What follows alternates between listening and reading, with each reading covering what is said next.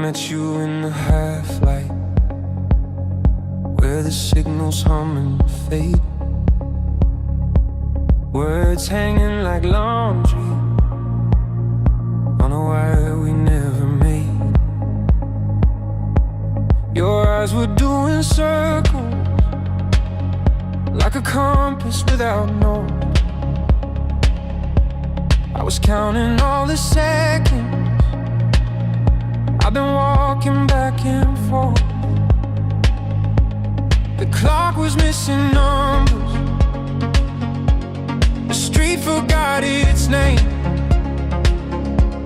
Every thought I carried felt borrowed, bent and strange. You spoke in quiet riddles, like rain against the glass. I felt something loosen that I didn't know I had. So tune your heart a little closer to mine. Let the static fall behind. We don't need a perfect line, just a frequency that holds through time. I've been trading paper promises at corners of the day, watching shadows sell their stories, then quietly walk away. But you stood like a question that refused to disappear, like a song I didn't know, but somehow always here. Your laugh moves slow and sideways, like smoke across a room. I followed it instinctively, like moths follow the moon. Every step between us shortened, though we didn't move it all, like gravity remembered why it had to fall. So tune your heart a little closer to mine. Let the static fall behind. We don't need a perfect sign, just a signal that survives the night. If love's a map with half the roads erased, we'll read it by the scars we trace. No fireworks, no closing door, just echoes learning what they're for.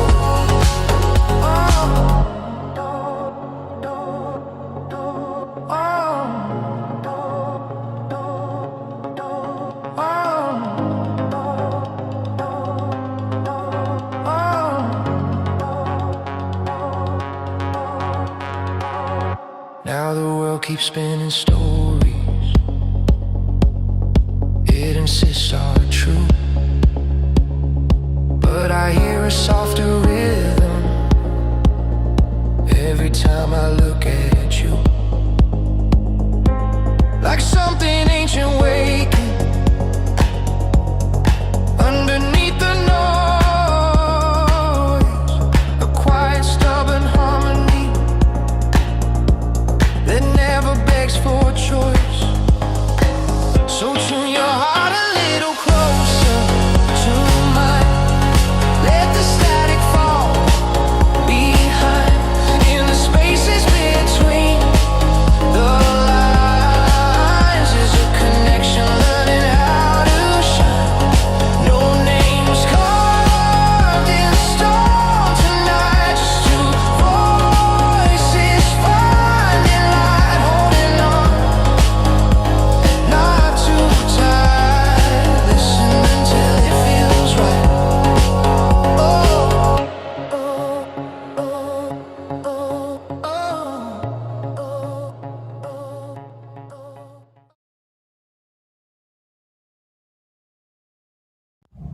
I think it worked. So today, I promise everybody, I am going to look into my crystal ball, and we are going to have technical problems today.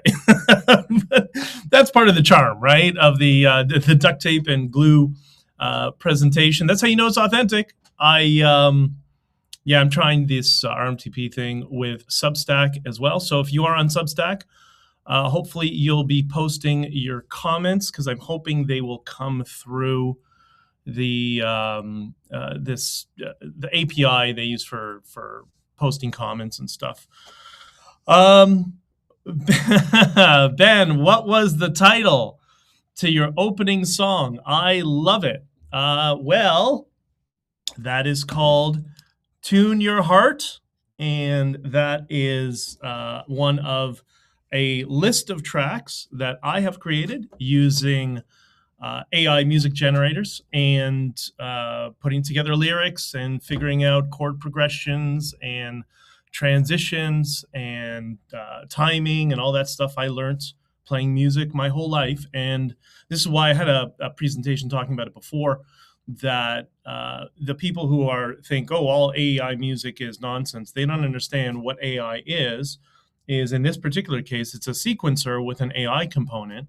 A sequencer is what we use to create music. You see on a computer, all the tracks are laid out. They call them stems in AI. And that's how music has been produced now for, I don't know, 20 plus years. I mean, I got my first sequencer when I was how long ago? I mean, I must have been 15 years old when I first had my first MIDI sequencer. So anyways, that is one of a list of tracks that I have put together. And hopefully the lyrics are having the effect that they should. And I have a whole bunch of other tracks that I'm preparing. Just got to get a window of time. I'm going to try to do it when I'm in Florida and put those things onto Spotify in form of an album. The best of them are pretty good. So Maureen says, BJ wrote and sang. No, I didn't sing it. I could, but no, I didn't. Everything is sequencers, AI generated, and it's pretty cool. But I'm making sure all the tracks that I generate, they're within an octave that I can sing within. And but yeah, that's the short version. So a good morning and an amazing morning to all of you, and hopefully this is going to be the best Sunday morning of your life. I'm looking in the future and I'm thinking, not only are we going to have technical problems today, but this will also be the best, most positive Sunday morning of your life. And it's all going to start with this here. And what does it start with? Well, it starts with something that I got a comment about. And this was the best. This was one of the I've put some short little segments of this podcast of previous episodes up on Instagram and TikTok and all over the place, as I'm trying to systematize things for all the other podcasts that I produce. And this was on TikTok. I had put this thing about Canada's what we're going to discuss, Canada's new official land acknowledgement. And I got a comment from a friend Yeti on TikTok. That's his name. A friend Yeti says, I worked for a Canadian company. I guess he's American. So he says, I worked for a Canadian company. I rolled my eyes all the time when they started every meeting like that. Guys, we sell insurance. So yeah, the parasitic woke mind virus has even infected insurance companies. But with that, we do need to come together around this, and we do need to grow our appeal to regular Canadians who, we all know they're tired of the nonsense. We all know they're tired of the postmodern victimization crap. And it's not just conservatives. It's liberals, libertarians, objectivists. They're all fed up with this garbage. And what we're doing is, now that I think it's codified in law in Canada, if I'm not sure, that this is Canada's official new land acknowledgement. So if you don't hear them doing it correct when you go to, I don't know, a union meeting or whatever, raise your hand and speak up and say, hey, that's not Canada's official land acknowledgement. This is Canada's official land acknowledgement. We'd like to gently acknowledge that we're standing on the traditional territory of, well, whoever was here savagely killing and genociding each other at the time. They aren't in charge anymore, so leave us alone. Sip. I'm telling you, that is going to be popular across the political spectrum. Everybody's going to get on board with our greater freedoms and pushing back against all this postmodern nonsense. By the way, if anybody is on Substack, because we're streaming to Substack as well, because I do have some videos I want to share in this one, and I'm still testing this whole thing out. Just throw up a comment, just a hi. It doesn't matter. I just want to see if it is working. I can see the YouTube comments are coming through. Local comments come through. It's just I don't know. It's just the way that this system is designed. I'm using the Rumble encoder as opposed to OBS. I may switch back to OBS, which I've used in the past, but just want something simple. Life is too complicated, and with every little bit of complexity, you exponentially increase the probability that things will fail, and they'll fail every time when you click go live. So please, in the name of reciprocity, either like, share, or subscribe, just one or the other. And why are we here? We're here today just to hang out, just to have coffee, and we got an opportunity where you've now got a friend online that thinks very similar to you, maybe not exactly, but I'm going to do my best for us to have a positive conversation about all the nonsense. Forget all the noise from the media and the pundits that are all scripted and rehearsed. This is us just chilling out and hanging out. Same sort of spirit I was trying to build around the trucker convoy, where it was a positive experience of people coming together. And we're trying, I think we can do the same thing here. And, partially inspired by, I had been doing this for a couple of years sporadically, right? But, partially motivated or inspired by the passing of Scott Adams, whom, by the way, I am going to be more regularly on with the Scott Adams School. We'll announce something very shortly. I've been on for a few times, and they are great. And we're all trying to do, very similar. We're trying to take, I guess, aspects of Scott's contribution to the world and do our best to try to continue with it. And I'm going to do my best as well for all of you. So, wait, Heidi, where are you? Hola from Ivermere. Where's that? I don't know where that is, Heidi. ¿Dónde es? No conozco ese lugar. Anyways, but let me know. I'm curious to know. So, lots is going on in the world. It's been a fun couple of days. I think that, by the way, I don't know if any of you had this experience, but did you wake up groggy this morning? Yeah, I woke up late. Unusually, I woke up at 6:30 this morning.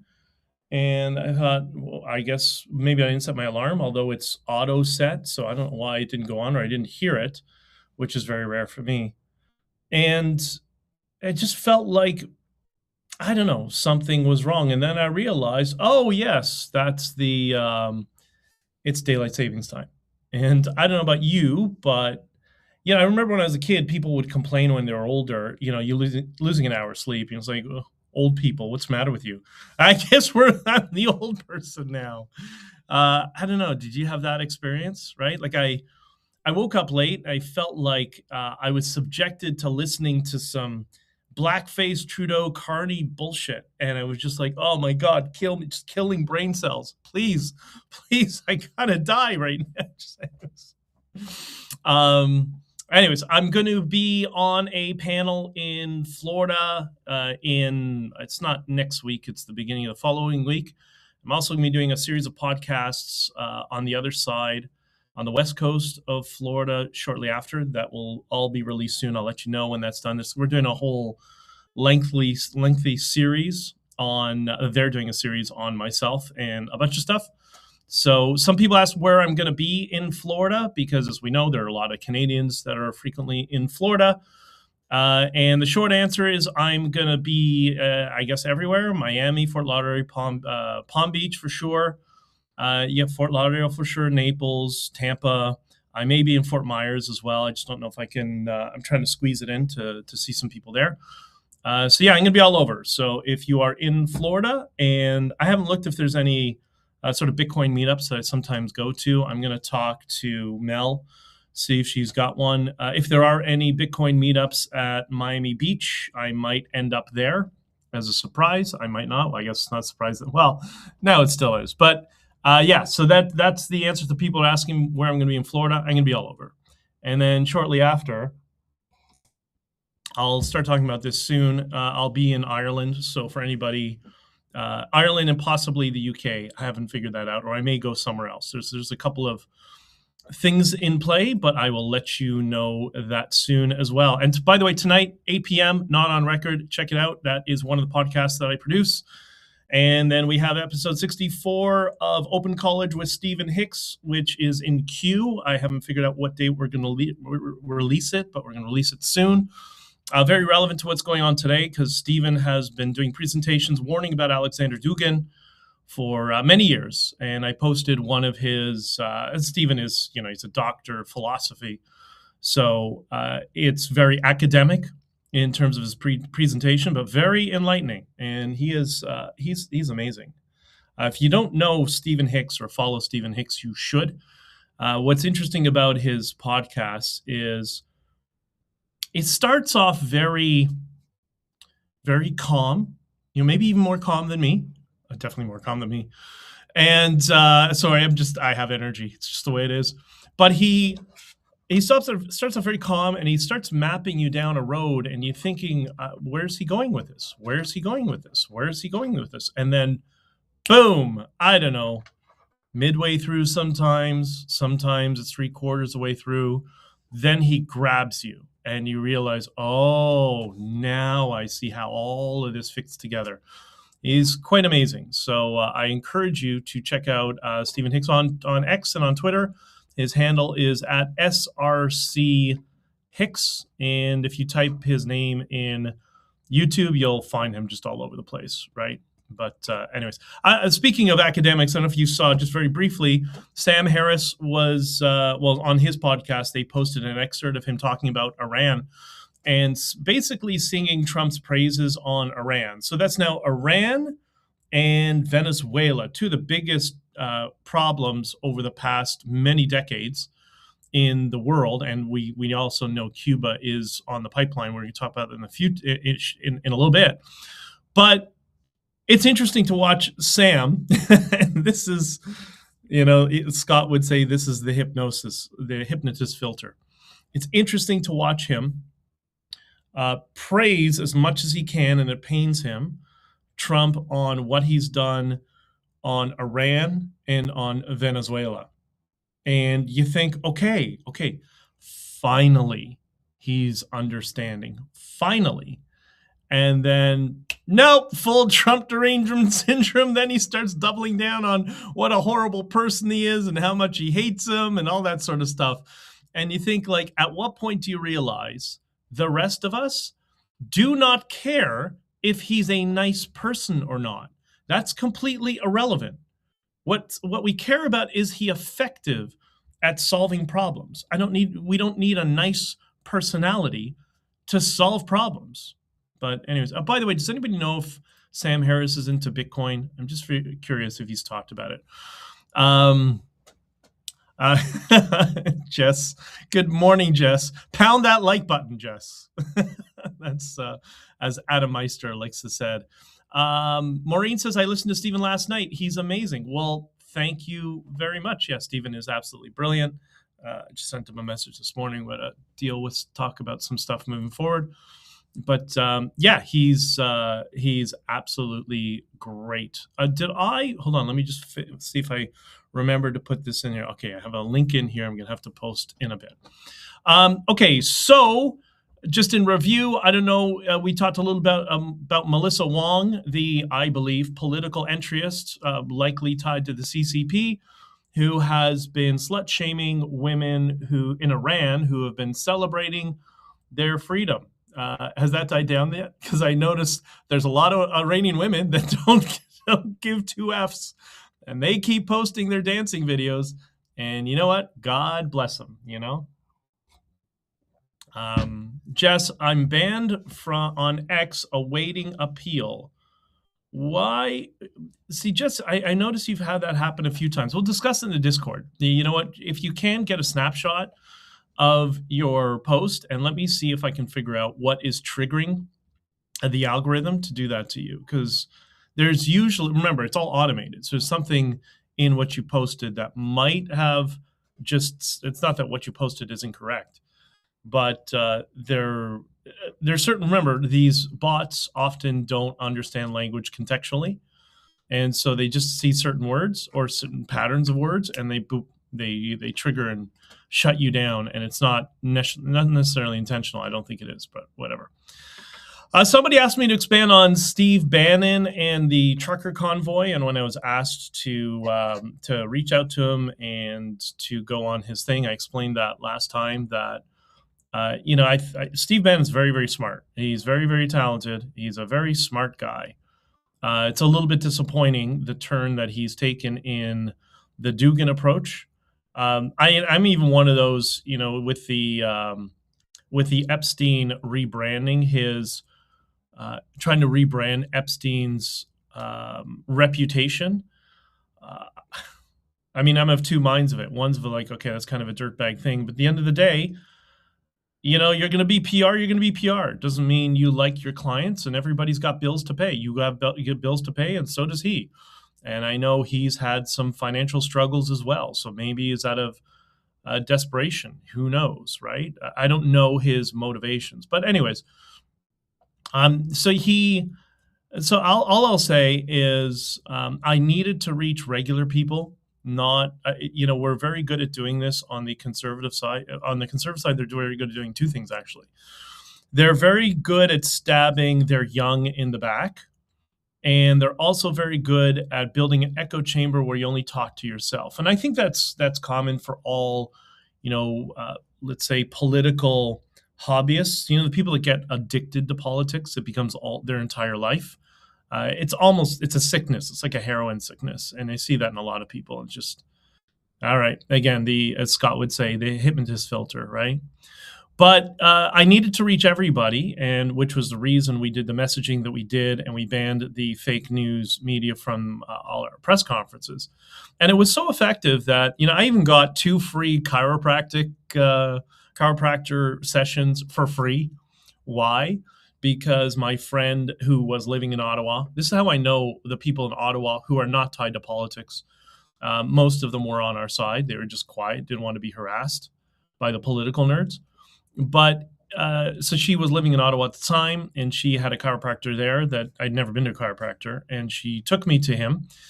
And he was Sikh, really nice guy, and he was so super enthusiastic about the trucker convoy. He brought his entire family, brought his kids and his wife down to the trucker convoy regularly. Like he said, we tried to make it a weekly thing. When they had some time, they would go out, take the kids down and see the truckers and get some food and play in the bouncy castles that were quite famous. And so he told me most of his friends and most of his family were all supportive of the trucker convoy, and with the exception of a few people that didn't live in Ottawa, right? They just saw what was on communist broadcasting crap, the CBC. I say that because of what Yuri Bezmenov discovered there, so that's not me being hyperbolic. And he said, yeah, aside from 1 or 2 fringe weirdos, he said, everybody I know is like super enthusiastic and feels such gratitude for that protest at the time. So that's kind of why I veered away from the kind of extreme talking to ourselves and tried to reach people beyond our echo chamber, right? Maureen says, you guys are talking about the Discord. Yeah, we're going to work on that. And by the way, I just created, Jess, a Discord channel. I'll work on that. It was kind of a feed on all of these episodes for you guys to talk about it, for us all to back and forth, because I'm kind of looking for your ideas. I have no shortage of ideas of things to talk about at all. but maybe you have some things you want to throw in there as well. All right, so first, today we're going to talk about SciPost. SciPost is usually it's Eric Dolan, Scott Adams' favorite blogger, who always posted the most obvious stories in the world, and that seems to be consistent amongst a lot of SciPost. I think there might be money laundering involved, and I've explained that many people always ask why are these studies that explain the obvious? Why is so much money going to them? And I think that's just a way for universities to get a hold of endowment money without really an excuse to use it, right? But anyways, SciPost.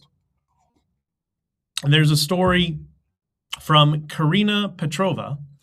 And by the way, Karina Petrova has a very pretty name. Don't you think so? I think that's a very pretty name. And Karina has an article saying, dating and this is the title of the article. Dating and breakups take heavy emotional toll on adolescent mental health. Yes, I don't think it's just adolescent mental health. I think dating takes a toll on anybody mentally who is emotionally, right? And it goes on to say the research found that starting a relationship or going through a breakup raised the odds of suicidal behaviors, highlighting a clear need for better emotional support for teens. And I don't know if it's biased towards men or women, because I found this throughout my dating life that women, they will tend to go into deep depression, whereas men go to frustration and anger. So I think she's trying to oversell. I think this study is trying to oversell maybe bouts of sadness and depression as suicide. I think that's a little bit loaded, in my opinion. And it goes on to say adolescents bring a sudden rush of physical and emotional changes. Really, adolescence brings a sudden rush of physical and emotional changes. Who knew that? Teenagers are figuring out who they are and how they fit into the social world around them. The rocky transition can make them particularly vulnerable to a wide variety of mental struggles. Really? Who doesn't know that? I'm assuming everybody has been a teenager at some point. Many of you have children at some point. I mean, I saw this ad nauseum on the university campus when my business was there. And I think this is why you're seeing the foreign invaders are doing their best to try to manipulate younger people on university campuses, because they're the most susceptible to manipulation for this reason. So I think really we kind of all knew this. But there you go. Karina Petrova's got a very pretty name. All right, let's start with, what should we start? Should we start with this or this first? So we're going to, I guess the U.S. has sent a third aircraft carrier to the region. It is the George H.W. Bush, and that's the third one in the region. That's into the Persian Gulf. And what does that tell you? That tells you there's approximately 280 American aircraft, in the region. Plus, and let's not forget the bombers that would do 37-hour sorties from the U.S., fly over to Iran, bomb the crap out of the Iranian infrastructure, the IRGC infrastructure, and then fly back. So I think I think we can conclude that the IRGC and the Islamist terrorists that have hijacked that country, they're pretty screwed. They're pretty screwed at this point. I might be wrong. Maybe that's hyperbole, but that's kind of how. Hold on a second. Let's turn that off. Okay, I'm trying to click on all the other feeds to see if I can see everybody's comments everywhere, and there's a problem. Okay, I can get the Twitter ones. I can't get the Substack ones. So I'll figure this out. Maybe I'll repost everything to Substack when I'm done. Ben, I know you have no shortage of opinions and ideas, and yes, discussing Discord, trying to find more people that think I'm funny. Humor is a lonely world sometimes.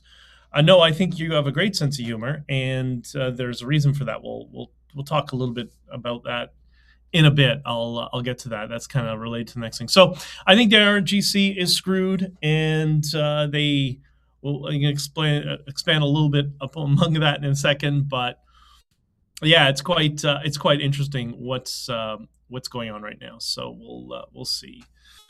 All right, so on that topic of humor, well, I guess we can touch on this now, just because you brought it up. So it's really frustrating that here. Let me just get this link and set it up because I'm going to be trying something in a second. Trying all these things, it's going to be. We're eventually going to get a well-oiled machine out of this thing. Yeah, okay, I think I got that sorted out. All right, so the Trump, what people I think misunderstand is people understand. There are people understand, but I mean people on the left, people on the who have been trapped into the ideological echo chamber of the suspension of critical thinking, which is what you're seeing on the left. And I know I can see that because I'm now talking to some of them gently, carefully, and I do have a couple of friends who are very hardcore Democrats in the U.S. and just we don't talk much about politics, but I'll just kind of probe them. This is why I have a good sense of how they view the world. But I think what they're missing is Trump really is the greatest comedian in politics. Maybe that's what they miss. Is they miss they're not understanding the show. They don't understand what they're watching. It's absolutely hysterical. And I came across this, which is from several years ago, and it's Trump. It's so good. It's just so good. I had to share this with all of you. And let me change screens is here, and I'm going to share this. This just goes to show the degree not only of his sense of humor, but understanding the average person. That's why I'm trying to understand the average leftist, right? Because when you understand the other side, then you can choose how you want to communicate. Do you want to pace and lead them? Do you want to enter their frame or not? And Trump clearly decides that's not the strategy for him because politics is a blood sport. Yeah, Maureen says Trump is hilarious. So this was great. This was absolutely, you might have seen this, Maureen, but I remember this from many years ago and I stumbled across it again. Let me just cue this up, and it says basically that from a post that any Trump speech can be turned into a Seinfeld bit. Let's take a look at this and let's see what it looks like. Here, we've got it here. Yeah, here we are. Let me just make that a little bit. All right, let's play this here. If you haven't heard this, you're gonna love it. It's I think it's just apropos. They want to ban straws. Has anybody ever tried those paper straws? They're not working too good, right? Has anybody ever tried? Seriously, the new straw is made out of paper, right? It disintegrates as you drink it. If you have a nice tie like this tie, this would have no chance. Notice he grabs the tie, holds it visual, right? Like these are all persuasion tactics. It's so good. By the time you get finished, the straw is totally disintegrated. Does anybody walk around with a plastic straw? Because it's not bad. You whip it out, boom, boom. You never had to do that. So they want to ban straws. I said, oh, really? What about the cart? What about the plate? What about the knives and the spoons that are plastic? Oh, they're okay. But the straws we got to ban. Like, I've posted on that many times in the past, right? On Instagram. You're going to... I remember particularly Subway that I had, plastic straw, but the cup was plastic, the top was plastic, the bag was plastic, everything was plastic, but the straw. I mean, that just shows the stupidity of the ideologues on the other side. But how accurate is that? And what he's doing is he's mirroring what we all think, what anyone with common sense would think. And I think that's one of the reasons he's so effective and resonates with so many people. And it makes the leftists crazy because the leftists seem to understand nothing about human behavior or human motivation. So then things went on a little bit this past week. We had some, in the United States, we had some primaries. And there were 32 primaries in the United States, in the Republican Party. Well, I guess the primaries also for the Democrats, if I'm not mistaken. I can't remember. Anyways, that's not the point. The point is, of the 32 endorsements that Trump had put forward, let me see if I can, have to do this one again. Which one is it? It is, I think it's this one. Yeah. Of the 32 endorsements Every single one of them had won their primary. Every single Trump endorsement won the primary. But what is the best part? What is the best part of all of this? Check this out. Not only is it he swept every endorsement, but what did he use? What did Trump use for the endorsement picture, right? So whenever you do, it's called lit when you're in a campaign, they'll send you some lit, they'll send you some digital stuff to put in your campaign. And when you get an endorsement, it's a picture of Trump and you, and Donald Trump endorses ABC candidate. What picture did Trump use? Check it out. He used the mugshot. He used the mugshot for his endorsement picture. Talk about making the other side lose their minds. He used the mugshot that they created as his endorsement picture. Now, not only is that the funniest thing you'll ever see, but it's also a persuasion tactic, and people don't realize. It's called absorb and amplify, right? Somebody tries to attack you. You can't have an argument with somebody who is, if somebody's attacking you, you can't have an argument with somebody you agree with, right? When you agree with them. And that's what he's doing. It is comical. It's absorb and amplify. It removes any momentum that the other side would have that's trying to attack him and slips them into cognitive dissonance. That's why he has his mugshot up in the Oval Office. He understands this about people. I don't know if he was ever formally trained in this stuff. According to Scott Adams, he wasn't. It seems obvious to him. He's kind of a natural. But the guy uses the mugshot for his endorsement. So good. Now, why is that a problem? Because, the problem for many people in politics on all sides, because in politics, there's this idea that 30% of people don't have a sense of humor, and 100% of them are in politics. That in politics, I have never met such a, not everybody, of course. There's always some good people there for sure.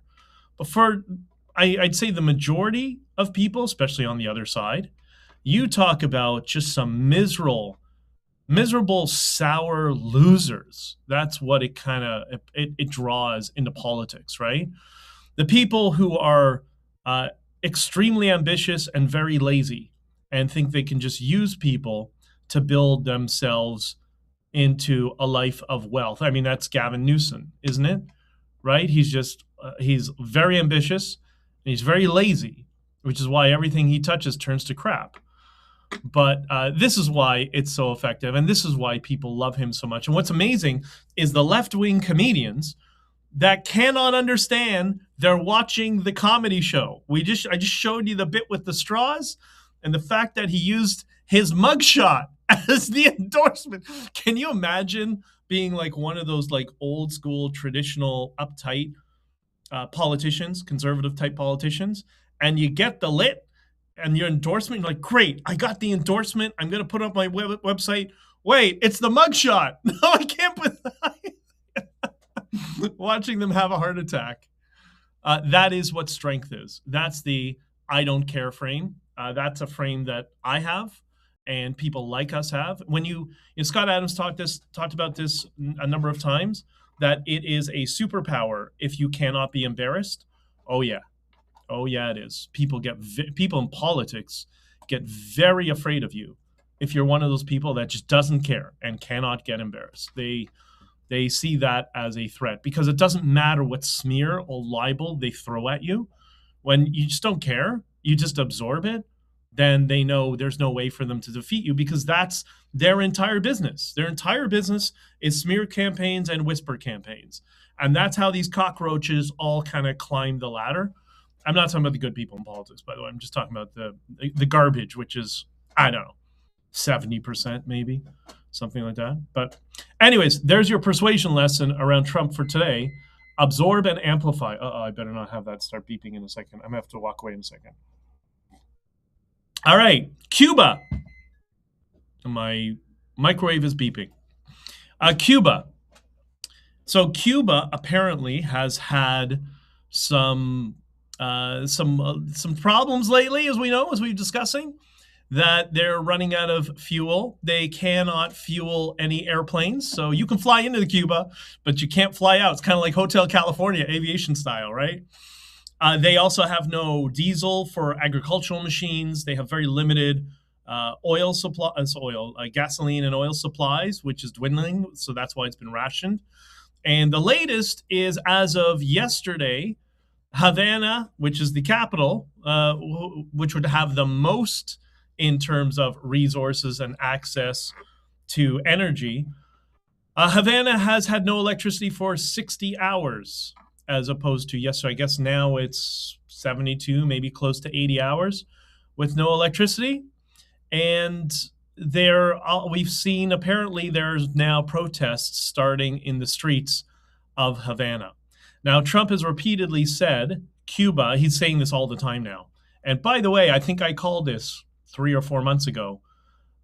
Whenever Venezuela was done, I think it was the day that they got Maduro, I said, Cuba's next. Well, here we are. He's repeatedly saying Cuba is going to fall. And he has Marco Rubio on it. And Marco Rubio, as I'm sure all of you know, very skilled, brilliant, and the descendant of Cuban exiles. I don't think he was born in Cuba. I think he was born in the U.S., but his family's Cuban, like so many people in Miami. In Miami, there's almost 1 million Cuban dissidents that live in Miami. So yeah, there's a whole lot of momentum for this, and it's so good to see. Retribution is so beautiful to watch sometimes.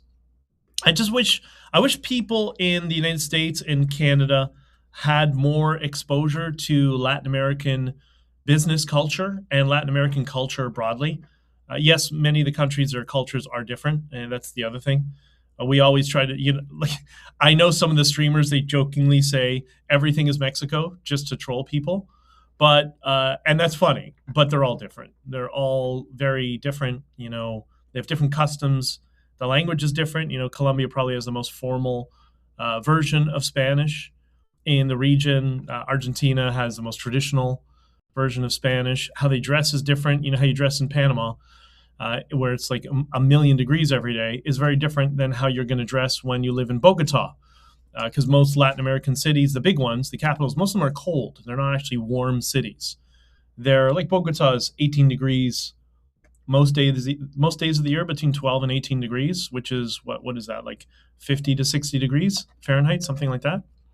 So I just wish people understood how much more formal and conservative Latin America is. And I think the left and central casting in the U.S. tries to sell people a vision of what Latinos are, which is the complete opposite of Latin America. Latin America is not Puerto Rico. And even Puerto Rico's business culture is not Puerto Rico, the Puerto Rico that you're sold in American media. And I'm hoping this alliance amongst the Western Hemisphere will teach people just how similar Latin American culture is to North America, to Canada and the US and all that sort of stuff, right? I mentioned before Jihad Watch, the importance of checking out Jihad Watch, using it as a source of news. Robert Spencer, who runs Jihad Watch, has been running it for many, many years. And he's brilliant. His team is brilliant. They have very important framing on the world as we're going through this cultural attack on the West and where it's coming from. He deals with one particular aspect. Usually he'll touch on the Chinese and the communist stuff when it's relevant, but he focuses, his area of expertise is the collectivist Islamists, the extremists that are here trying to take over and destroy the West from within and turn it into a Sharia hellhole.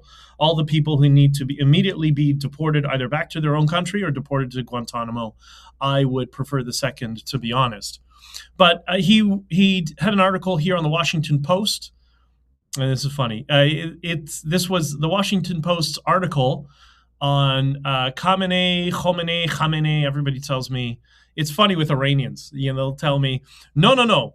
It's not pronounced Khamenei. It's pronounced Khamenei. Like, okay, I'm not doing this. I don't care his name. I just don't care. But this is how the Washington Post covered the death, and can we call it an assassination? I think we could, because I think certain leaders should be aware that that chess piece is on the table. The assassination chess piece is now permanently going to be there if you start behaving like this. And it says the article says, with a bushy white beard and easy smile, Ayatollah Khamenei cut a more avuncular figure. I can't, is that a miss? I might have typed something wrong, whatever.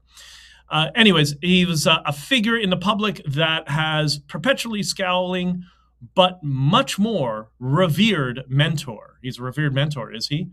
And he was known to be fond of Persian poetry and classic Western novels, especially Victor Hugo's Les Miserables.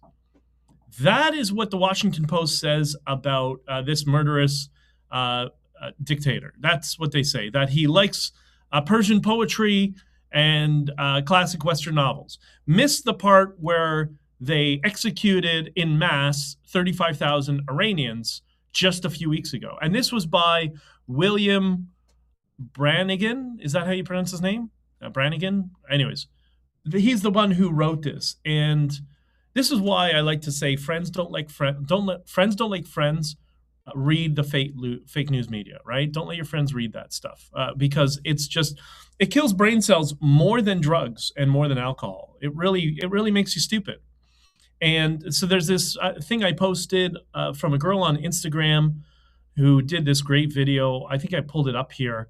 And I think this communicates it best for everybody, that her take on the Washington Post.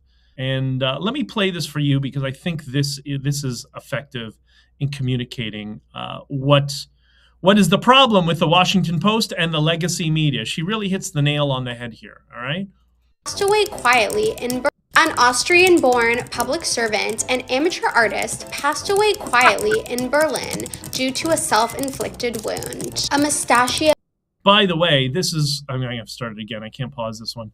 This is what's called reframing. I'll play it the whole way through.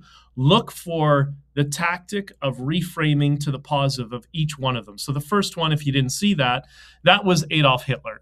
Passed away quietly in Berlin. An Austrian-born public servant and amateur artist passed away quietly in Berlin due to a self-inflicted wound. A mustachioed, avuncular team builder known for his commitment to workforce relocation initiatives and surprise performance reviews. A visionary agricultural reformer who popularized the Zhongshan suit. A career palace advisor who briefly streamlined Agrabah's leadership through hypnotic negotiations. A passionate advocate for organizational efficiency within the Galactic Empire. An ambitious alumnus of Hogwarts who pursued innovative soul fragmentation strategies and led a passionate pure-blood advocacy group. An Austrian. So you get the point. So the last two were Voldemort and Darth Vader. And this is the thing. The reason that is so funny is because it's 100% accurate. That's exactly what they do. And that's exactly what they did with Khamenei, whatever the idiot's name is, right?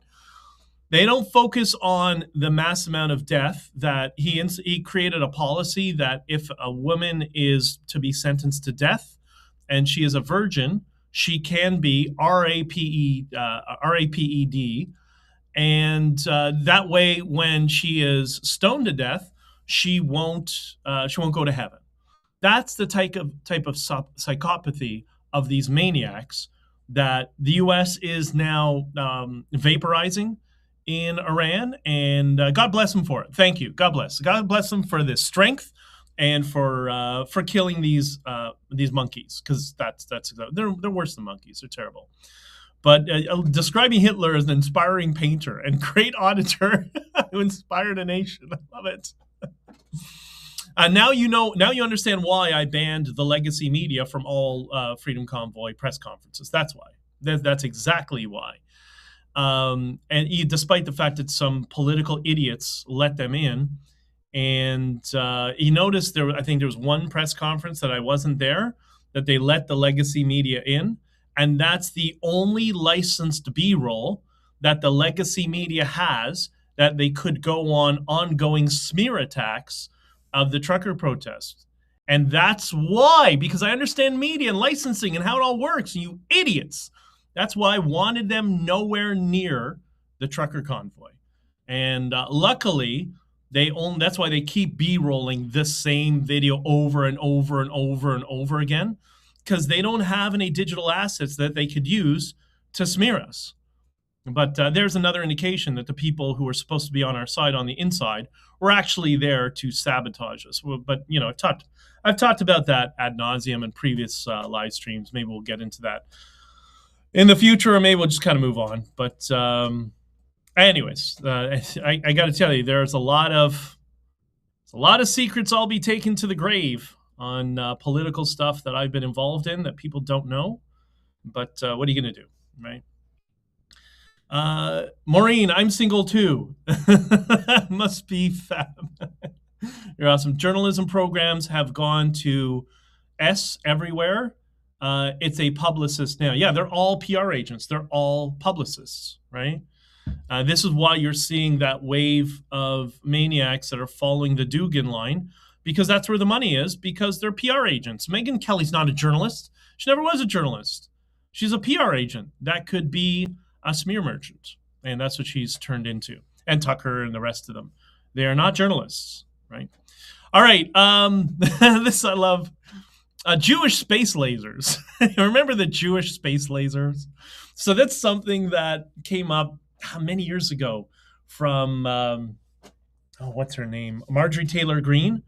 She posted something about Jewish space lasers like 4 or 5 years ago, and everyone's like, what was this chick smoking crack? Well, good news. The Jewish space lasers are real.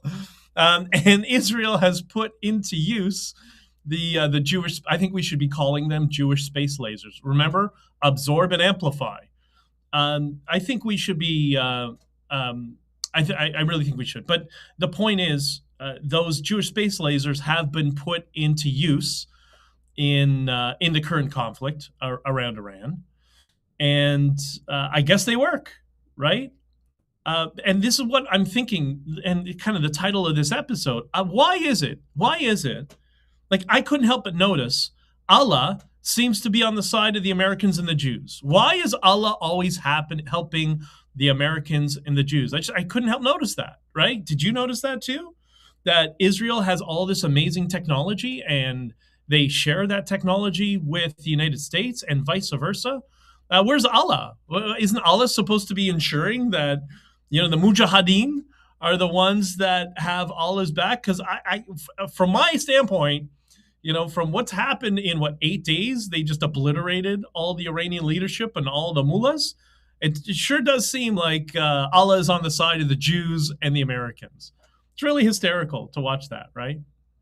And by the way, this is an excellent cognitive dissonance test, is to ask people who, you know, the Free Palpatine morons, you go to one of their rallies. They're having rallies all over the place today, right? They're just like all the Soros rallies and stuff. They're funded with foreign terrorist money, and it's laundered through a network of NGOs that distributes the money to mosques, that pays people, you know, $100 a day to bring their family out and cheer death to America and death to the Jews. That's what they're trying to do. So we know how this has been going. This racket's been going on for a long time. It's all laundered terrorist money. They all need to be deported either back to their country or to Guantanamo and just left there, just like in El Salvador. They need to have the El Salvador treatment. That's the only thing that they'll understand and they'll fix, right? But this is a good cognitive dissonance test, to go to one of those rallies and just ask any one of them, just really, really polite, really calm. I'm just confused. Like, I don't really know much about the Middle East and all that sort of stuff. And I understand you're all upset, and I get that. And say, why is Allah on the side of the Jews and the Americans? Because he seems to be just helping the Jews and the Americans. I thought Allah is supposed to be on your side. Watch them go crazy. But you have to be smooth. You have to be calm and polite. You can't attack them. You know, voice and tonality are your friend if you understand you need to keep it calm. But yeah, Jewish space lasers. And ask them about why do the Jews have space lasers when Allah is supposed to give them to you, right? Anyways, so the Trump administration, I think it was Israel actually, that bombed Iran's total oil reserves. Uh-oh, I guess they didn't want the oil. And why would they? You know, the United States is self-sufficient in oil, and now they have Venezuela's oil. They don't need any more oil. They got more than that's. It's amazing, and this shows the degree of brainwashing that and how much it can stick in the subconscious. That the no blood for oil protests from the first Iraq war, which was very short as well, is so entrenched in the minds of certain people with a certain political ideology, the ideologues, that they can only see the world with those lens. Everything is Iraq, everything is no blood for oil, right? It's their magic answer. And you'll find a lot of linear thinkers or very simplistic thinkers are like that. They don't understand the complexity of the world. That's why they gravitate to the simplest and most easiest and stupidest conspiracy theory, because they want magic answers for everything because they're kind of low IQ. They don't realize it. They think they're brilliant, but they're just not well educated. And they need a simplistic answer for anything, any sort of complexity. When you try to tell them to it, you can see their eyes just glaze over and they turn off because they cannot process that. So the latest, the Brigadier General Abbas al-Mahamoudania, whatever, Ahmed something, the commander of the Tehran police force, who gave the orders to shoot and kill hundreds of protesters, was eliminated in airstrikes by the American and Israeli Air Force. So now they're going after police officers because there's no one left, right? Who's left? No, you know, I'd hate to be a janitor for the RGC because at some point you're going to be the pecking order after you as well, right? But once again, where is Allah? Right? Why does Allah keep helping the Jews and America? Why? And by the way, I keep saying the Jews because I know this will piss people off, but they keep helping Israel and the Jews and America, to be more precise and clear, because not all Israelis are Jews, right? What's 20% of the country are not Jewish. I'm going to play a video for you that's kind of related to this, that is related to the strength of Trump and the administration. And I want to know your thoughts on this. This is pretty wild. Let me see if I can find this this video. I uploaded it here somewhere. Yeah, there it is. Okay. I uploaded it. I called it Holy Crap. All right, we're going to go to flip over now this video here.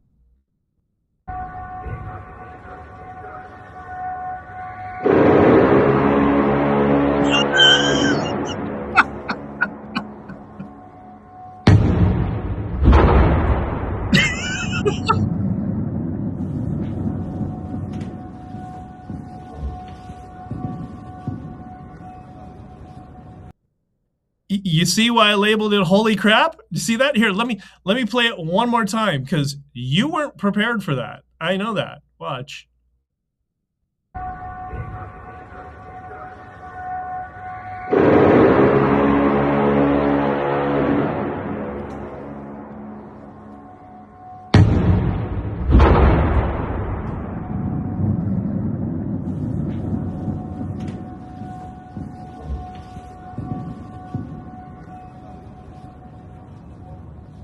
So yeah, I think we can all agree Trump ain't screwing around.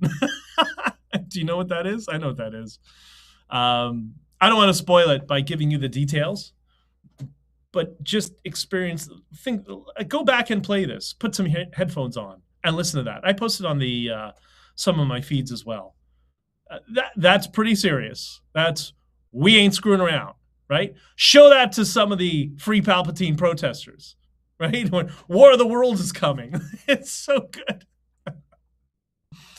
Anyways, let's see. I'm sorry, I've been missing all of your comments. And Jess, wow, boom. Yeah, wow, boom. We ain't screwing around anymore. It's no longer peace through weakness. It is peace through strength. So, Maureen says, the first year I went to Kuwait, I stayed in Tehran for a week in 1978. It's funny, a friend of mine who was in Iran reporting on the revolution in 79. So when I flew in the plane in front of me on the runway was, oh, wow, the plane in front of you was hijacked. Welcome to the Middle East. I think that's something the Palpatinians created. Weren't they the first ones to start hijacking people? Hijacking airplanes. So that's kind of one of the main contributions from that culture that doesn't exist. But get into that another time, I guess. So there's some stuff that's been going on, and I'll just get through these two things pretty quickly. We'll talk more about this after because we touched on it yesterday. This post, the idea of narrative laundering and click farms. This was a post from @Resistor on X, and the post reads, negative laundering, framing Russia and Iran as the good guys, broken with the globalists, in quotation marks. And the framing, the Anglo-American Alliance, NATO, as the evil globalist, referring to our friend Dugin, or a Duginism is how we should be discussing it. We touched a little bit on it earlier and yesterday, obviously. So it's got a interview, two people talking. In this case, it was Candace Ovens and Alex Jones, and who are parroting Duginism philosophy. It's a long thread, but can you see it now? Can you start to, when I say Candace Ovens and Alex Jones are parroting Duginism philosophy?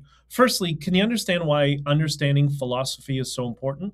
I never really bought into that until when I had my business on the university campus.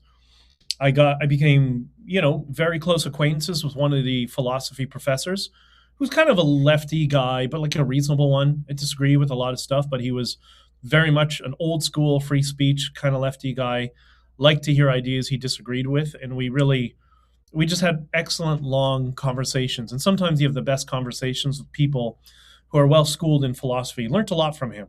Didn't agree with a lot of his takes, but understood why he would come to those conclusions. But can you see it now? When I say Alex Jones and Candace Ovens are parroting Duginism, the same podcasters over and over, do you think this is a coincidence? Could this be a coincidence? Could this be something else? Candace Owens, Tucker Carlson, Fed Dave Smith, Megyn Kelly, the list goes on. Why is it always the same people over and over again? Why? Why are those the people who keep getting fed on your online threads, whether it's X or other platforms? You know how many times I have, many of them, muted them, blocked them, whatever, they still pop up on my threads, no matter if I mute them or block them. And that's not Elon Musk's team. That's people trying to manipulate Twitter and the Twitter algorithm, how it picks up information. It's the same people over and over and over again. Why? That's not a coincidence, right?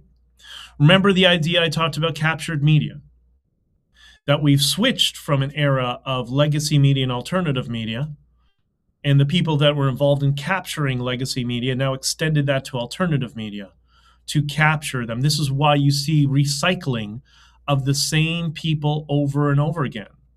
Now you know why it's the same small group of, quote, influencers who are constantly amplified and amplifying each other. None of their audiences are real. Did you know that? Did you know 80% of their audiences are click farms?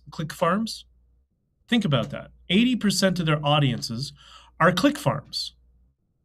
You know what I mean by that? Do you know what a click farm is? Some of you may know, you might have seen those videos online from China where there's like a wall of cell phones and they're plugged into one computer that just they'll mass distribute a message, and 50 accounts will start parroting through some sort of API the same message. It'll broadcast out, and it's a persuasion tactic, right? The tactic is actually called social proof, that they're trying to manipulate social proof digitally, that if you see 100 accounts all at once agree on the same thing or reporting on the same thing, it must be true. But it's not. It's just social proof, digital social proof at scale, or at least the attempt to do so. I first learned about click farms and how they work in 2015, I think it was, from a Canadian member of parliament who was an expert on Russia, particularly. And he was explaining to me, because he speaks Russian, he was in Russia and all that stuff. He's not Russian himself, but he was explaining to me that he would go to Russia and he's actually seen the click farms and how they operate. And he's like, it's not a guy in an apartment building. Sorry, it's not a guy in an apartment. He said it's an entire complex, like an entire city blocks of buildings, office buildings, of people who are in there that are, and this was in 2015. Facebook was the big platform at that point that was manipulating people, right?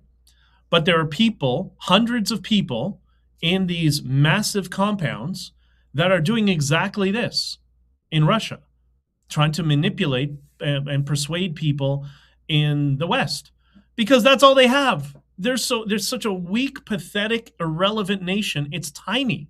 Remember I said, when you think of Canada, look at the map of the world and imagine, for scale, Singapore. That's what you should see Canada as. Canada is, in terms of influence, economics, what's it called, population, that you have to see it as a very small nation, right? It's the same thing for Russia. Like, when you look at Russia, think of Cuba. Like, that's how small it is. It's a massive landmass because it's frozen. It's ice, right? It's not relevant. And when you understand that framing of the world, you understand how weak these places are. And the only thing they can do is this kind of warfare. It's the only thing they engage. They're on their last breath. And I think Russia's probably going to collapse after Putin. It's the only thing that can happen. Or you're going to have some Islamist warlord that takes over Russia. So we better take out those nukes, even if they're garbage and falling apart. I'm willing to bet they've already been raided for whatever scrap metal they had or whatever plutonium was needed or something. I'm willing to bet there's nothing left of them anyways.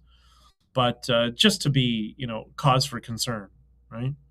But the point is, all these influencers that you're watching that are trying to sow this artificial division in the West, which we know is not artificial, because 98, in some poll, 98% of Republicans agree with Trump.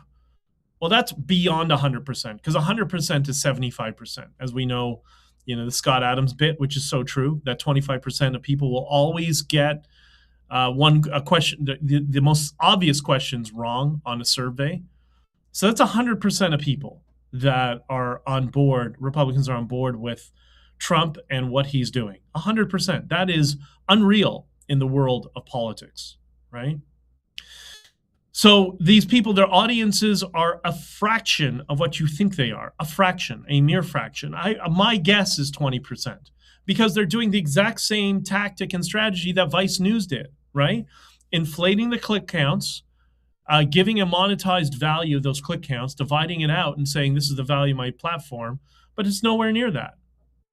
And the Daily Wire, by contrast, their views are real, which is why the Daily Wire is always being attacked by them, right? Because they are a fraction, a mere fraction of Daily Wire traffic. So anytime you see these people, this is why I'm trying to, I don't pay a lot of attention to them. Actually, I don't think I've mentioned Megyn Kelly, except she came up today because she's going to be speaking at the Dugan conference like a sellout whore. And that's it. It's the only reason I mention her. But she has no audience. She's got nothing, right? Jess says, I'm staying in my apartment. What, you didn't like that? You didn't like that War of the Worlds video? Here, let me play it again. Here's just a signal to everybody who challenges and gives attitude to Trump that this is how serious he is.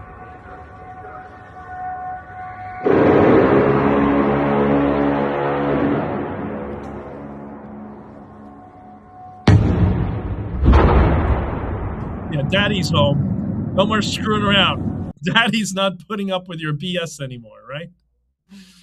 Anyways, oh wait, I wonder if I can, hold on, let me just test something. Oh yeah, I can do that. I don't have to flip back and forth. Okay, fine. You want to see one more time? No, it's just too many times. That thing cracked me up. Maureen says, yeah, bot farms. Yep. Yeah, that's what they are. There's a very good video from Veritasium from, I don't know, maybe 8-10 years ago, explaining click farms and that it became a financial problem for Facebook many years ago. And that's when a lot of people in the YouTube world started abandoning Facebook. And that's why Facebook is a ghost town. And I've explained in a previous stream, what keeps Facebook alive is the fact that Facebook and WhatsApp are given for free in the third world. But anyways, okay, so related to this whole click farm narrative nonsense, Dugan, as we see, has become very popular. I wonder why that is. It seems everyone has picked up on Dugan finally, which is good. I hope I did my part in this. But as I mentioned, Stephen Hicks has been talking about Dugan for many years. And that's from the academic philosophical perspective. He is a professor of philosophy. So he's super smart. If you read his emails, you understand how smart he is and how he uses language. It's quite amazing. But anyways, with Dugan, I would say he's a mentally insane madman who admired both Stalin and Hitler. I think that's a good way to describe him. And they put a veil of, oh, I'm Christian and whatever. No, he's full out Stalinist communist. And, people do, communism is different than fascism. No, idiots say that. Idiot communists try to sell you on that.